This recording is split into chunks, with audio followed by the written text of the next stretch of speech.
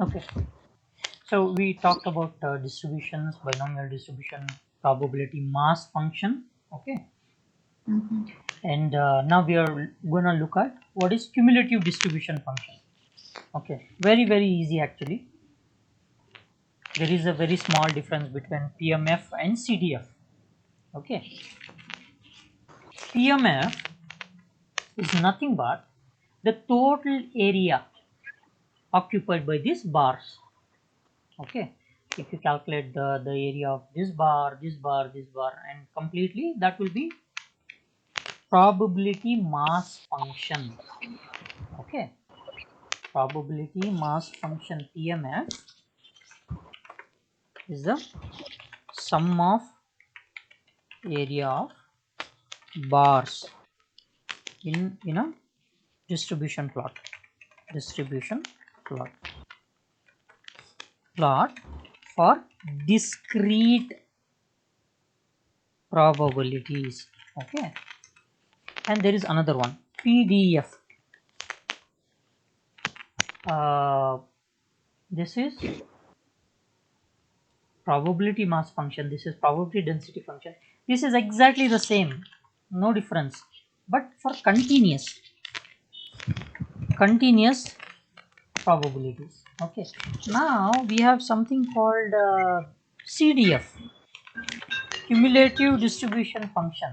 Is nothing but, okay, if you, if I say, for example, if I say what is my CDF at 2, okay, then I have to calculate the bar of 0, 1 and 0 and 1 up until 2. Okay, if I want to calculate the CDF of 1, I have to calculate what is the area of bar of 0. Basically, CDF is nothing but, it's also called as probability distribution function. Don't worry about the terminology. CDF is nothing but you are trying to calculate what is the probability distribution at a given point x.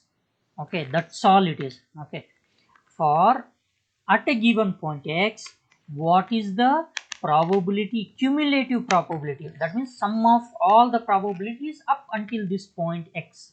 Okay, so if I take PMF, then I have to calculate 0, 1, 2, 3, 4, 5, 6 up to 8. Okay, but if I talk about CDF, I have to calculate only 0, 1, 2. CDF 2 is, CDF at 2 is 0 and 1, CDF at 3 is 0, 1, 2, CDF at 4 is 0, 1, 2, 3. Okay, 0, 1, 2, 3. So that way, PMF is the whole thing, CDF is the small part of PMF. Okay, so nothing but sum of area of bars, area of this for this. Okay, sum of area of bars in a distribution plot for discrete probabilities at given point. Okay, or prior to that given point. That is the difference. CDF is a part of PMF and PDF. Okay, so that you can understand by looking at this plot directly. Don't worry about this formula and all of this. So this is your probability distribution. It has gone from negative, see, it has gone from negative to up until some x. But if you are interested in calculating the CDF between A and B, then you have to calculate the probability of x between A and B, and that will be the sum of area of, or the area of this entire whatever the shape is, because one has a curved surface, right? Some shape it is. So for this shape, whatever it is, so you have to calculate the area. So that will be the CDF. Is this clear? CDF is just the part of whole PMF. PMF, in this case PDF. Okay, so PDF is the entire thing, CDF is the part of it. Okay, is that Yes. clear? Okay, all Yeah. right. Now, if we want to understand this cumulative distribution function further, so we are going to take a small plot. I mean, this plot we already have seen. We are going to calculate the PMF, probability mass function, for dice that is rolled 7 times, okay, we are just trying to calculate how many times we can get the certain side. In this case we are calculating the certain side is 6, okay, 7 times it is rolled, how many times can we get? 116, that is what we are calculating. So for that the data looks like this. If for the first roll the probability is low, second roll the probability increased, third roll again the probability is quite decreased actually. From there on it kept on decreasing, okay. So this way, if the probability is represented by this, just for the sake of example, if it is represented by this, then the cumulative distribution for the same thing can be calculated by passing the same values. Whatever the values you want to pass here, you can pass the same values, and instead of PMF you can calculate the CDF. It will give you the answer.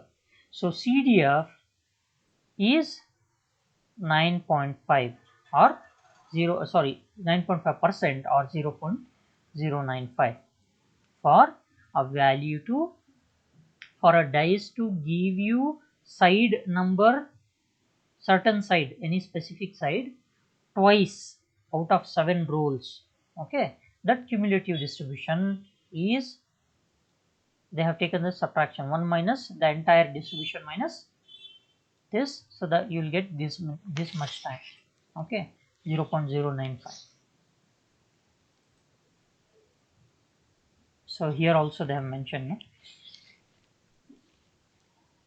So for x, a binomial 7, 1, 6 random variable, they call it some gold area. Don't worry about gold area and all of that. So just it is 90.4%, or in other words, actual CDF is obtained here 90.4% of the time, okay. So this way you can simply, we are not worried about the manual calculation, we can simply pass the function and get the values, so CDF and TMF. So another example is taken here, okay. Let's just say there is an event where in which y value, certain y value occurs between 5 and 10, okay. Then how do you calculate the CDF for that? First they have calculated the PMF to understand, okay. PMF looks like this. If you substitute all those values, it looks something like this, but for the same values they have calculated the CDF. CDF is 74.68, whereas PMF is some other value. So if you print the props, you will get the, okay, these are the probabilities for a point to exist between so and so values 5 and 10, okay. So that way they have calculated. CDF is, for us, we will only worry about passing the function, okay. So there is something, some unique property for this. What happens is, let's just say you rolled a dice 600 times, you rolled. Here you roll the dice only 7 times, okay, that's why the plot was like this, okay. And if you rolled it 600 times, and the probability each time of you getting 1 to 6 sides, whatever the side is, was 1 by 6 only, okay. But because you rolled it 600 times, when you plotted, it looks something like this. So what is happening? What is happening is, initially the graph looked like this, that means side 4 you are getting was less number of times, 1 you are getting, okay, random, again this is random, it could change also. Sometimes 0 could be here, 1 could be even lower, 2 could be higher, so that way. First, initially it started as a random experiment, but over the period of time, the same random experiment, when rolled for 600 times, it started exhibiting equal chances of occurrence of all the sites, okay. So if you zoom, the same graph has been zoomed by limiting this x value. X value here is up to 600. Here I have limited between 70 to 130. The same graph. Now you can see the probability of you getting, okay, side 1, side 2, side 3, side 4. So it has evened out over a period of number of times, over a frequency, okay. So this is something unique to binomial distributions. So binomial distributions, when the experiment is repeated multiple number of times, they kind of tend to become normal in nature. Okay, so it's also called as normal distribution. Don't worry about the terminology now. We'll reapproach that in statistics. But for probabilities, you have to understand any probability when repeated multiple number of times. Why do you think people buy lottery so many times?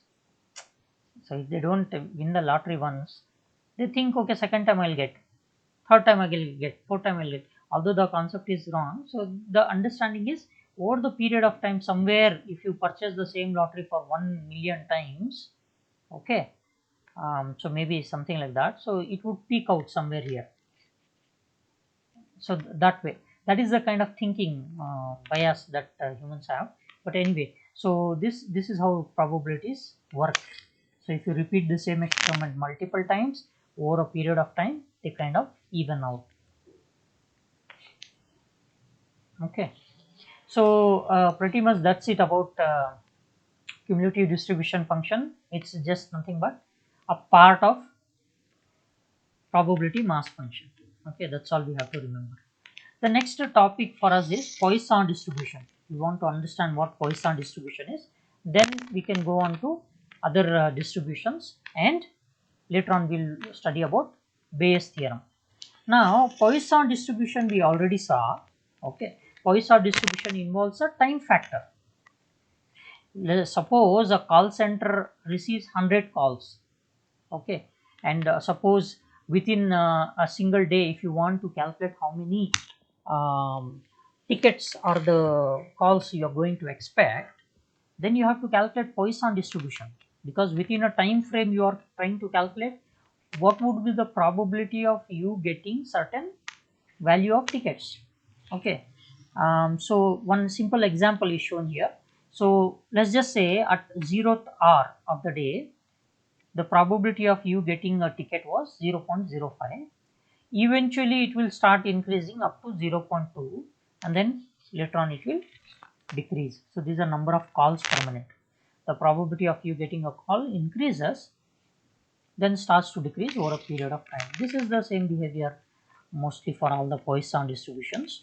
Okay, just remember Poisson distribution, we worry only about calculation of probabilities between a time frame, and the real world application is maybe in call center they want to calculate how many tickets or the calls they get, or how many chats they get for chat support.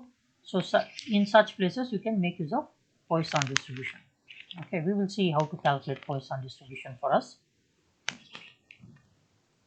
So in Poisson distribution, essentially in the formula we have something called mu.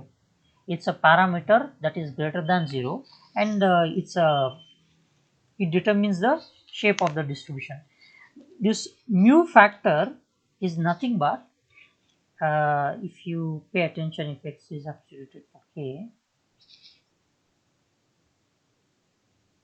okay, at particular point, okay, so Poisson uses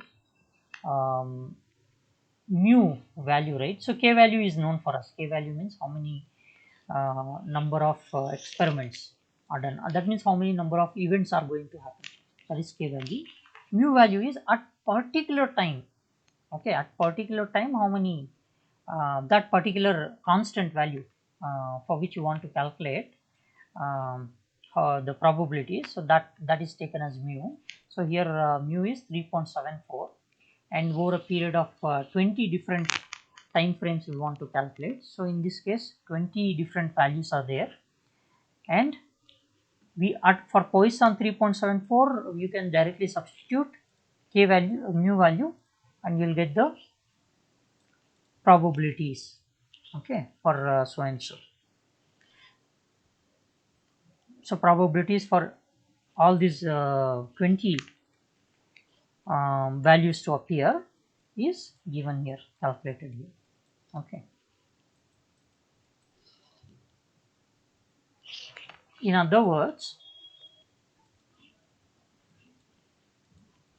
for Poisson distribution, this mu that we were talking about, there we have in the coding we are represented with mu, here we have represented with lambda. So it's nothing but the average rate of expected value. Okay, what is the kind of values we are expecting, and k value that we have seen below is here x value.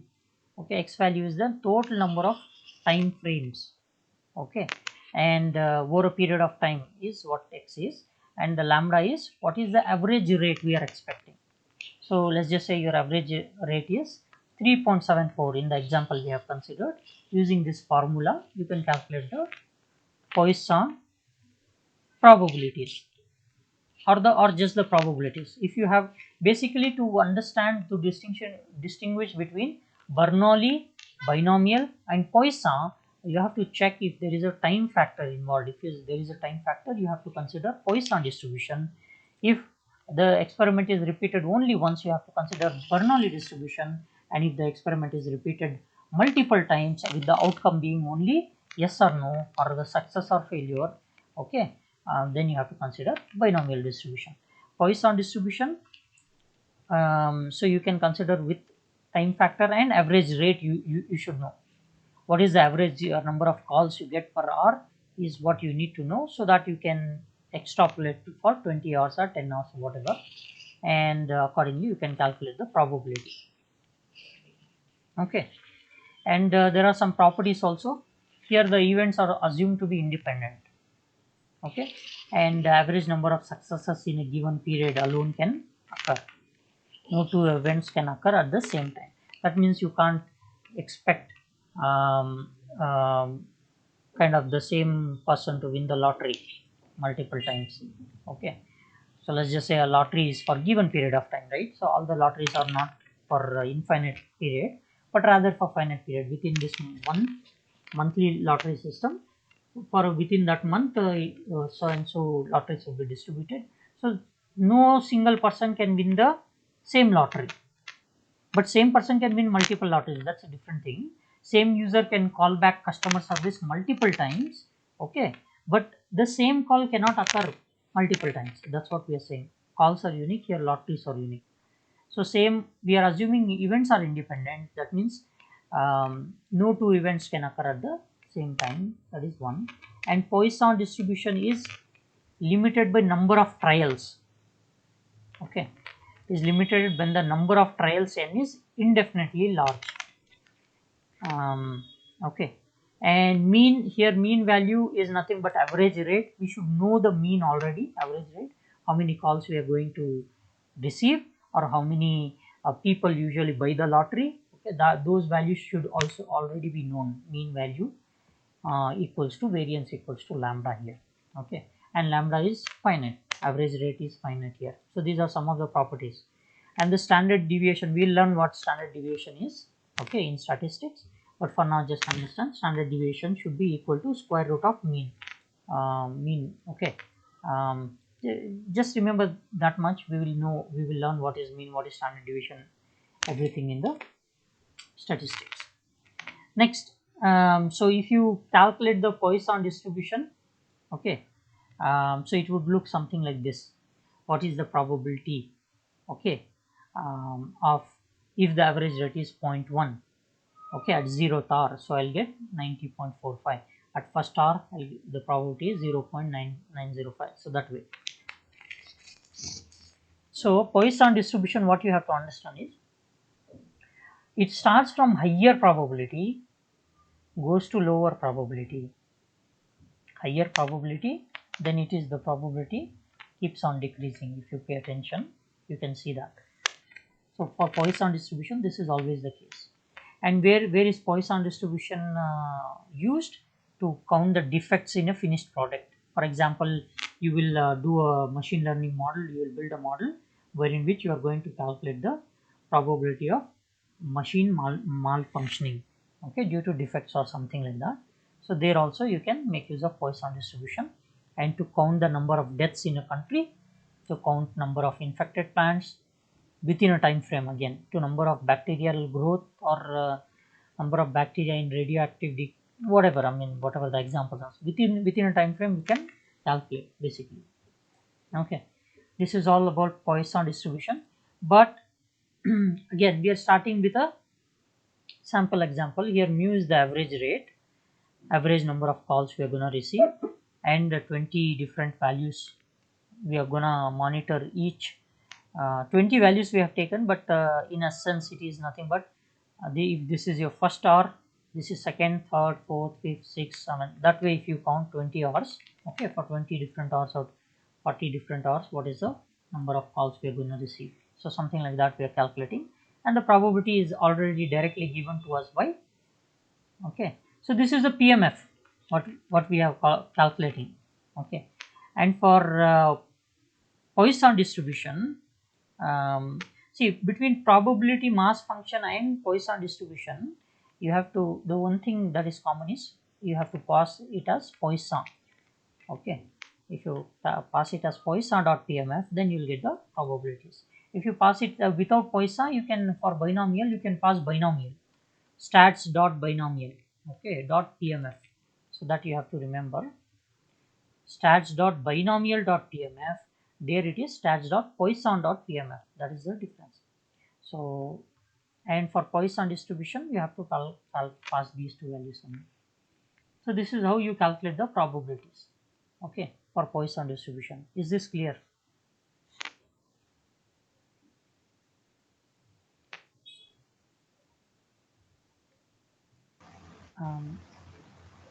Yes, sir. Okay. If this is clear, then one last discrete distribution we have, that is called as geometric distribution. Okay. In geometric distribution, we already have seen this, wherein which you first calculate number of times it failed before it got the success. Okay, that is what geometric distribution is all about. And so each independent trial is same as Bernoulli trial. Okay, if you calculate the first occurrence, it is Bernoulli. In all the cases, it is Bernoulli only. But if you repeat the same experiment, it becomes binomial. And for geometric, if you repeat it in such a way that you are calculating the probability of it failing before it becomes successful, then it is geometric. Okay. So geometric distribution again can be taken, one example can be taken is how many times you will get 3, okay, before getting, how many times you will get other values before getting 3. So first time when you rolled it, the probability was 1 by 6, okay, but you kept on rolling, okay, the second time, so the, for the second trial the probability became 5 by 6. Why? Because if you got 1 by 6 in the for the first time, that means what you are saying is 5 by 6 times you won't get 3. If you get 5 by 3 once, when you roll the dice once, and the probability is 1 by 6 times you will get, that means 5 by 6 times you won't get, okay. And geometric distribution talks about failure, not success, okay. That means the geometric distribution or the geometric probability of you getting a 3 in the very first attempt is 5 by 6. That means 5 by 6 times you will fail before you will get a 3. So, or in other words, 5 by 6 is the probability of rolling a number that is not 3 in the first try, something like that, okay. So if you repeat the experiment multiple times, you will have to keep on squaring. Here they have done it for the third time. So this is second time, this is the third time. So you will get 25 by 216 times. You may not get, you may get 3 after 25 by 216 times. Okay, that is, again, don't worry about this proper calculations. You are not going to do all these exact calculations. You are only rather going to use functions. Okay. For geometry distribution also you have PMF, you have CDF. PMF again is given by their own respective formulas. Okay. And yeah, this is again the difference is mentioned here. Geometric distribution, the formula looks more or less similar, so that's why it's very difficult to understand and remember, I think. Okay, so is this clear? I mean, geometric distribution, at least did you understand the overall gist of it, what it is doing? Yes, yes. Okay. Okay, all right. See, for us, we will not be very much concerned about geometric distribution. But if you like to calculate, you can have a look at that. So in actual example, means whenever we will like develop the model or something, do we need to understand what kind of distribution is there in the Yes, data? yes, absolutely. Okay. That's why. And that will be that we can do with the help of plots and all, right? Yes, yes, Okay. absolutely, absolutely. Yeah.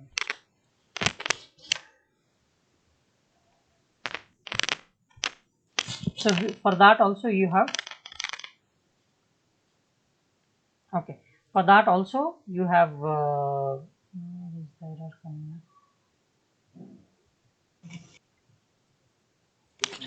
We have a function or something which will tell us like what kind of distribution it is. yes. Okay.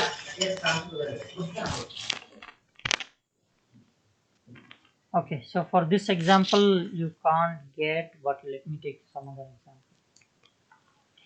Let me take this example only. So here p value, geometric distribution is p value only. Okay.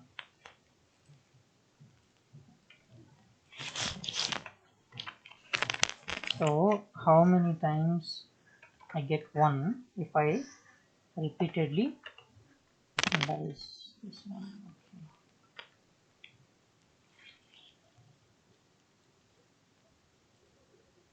I have to calculate RV. Let's calculate from here.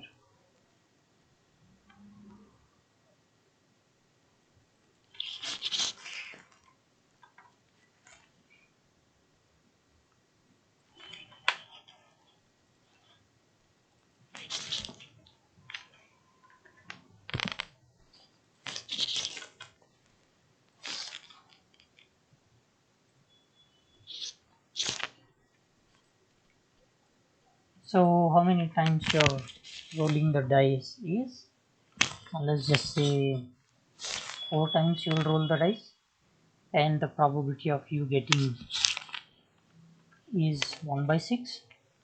Okay, and k value, n value, k value,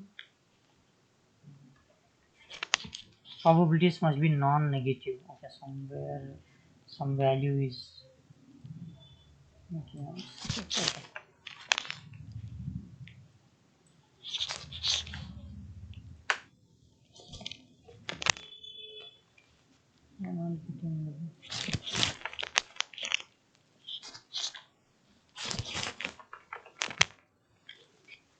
It's not calculating for these values.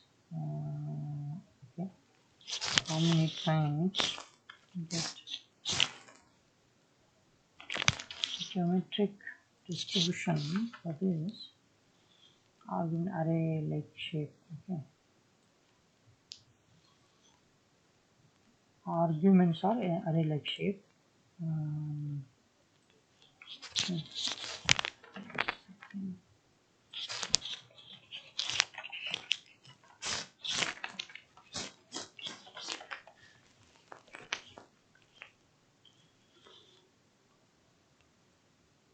Okay, anyway, I will check and show you an example for geometric distribution also. But just understand, so you can calculate before, I mean you will have repeated failures before you get the success for geometric distribution. Okay.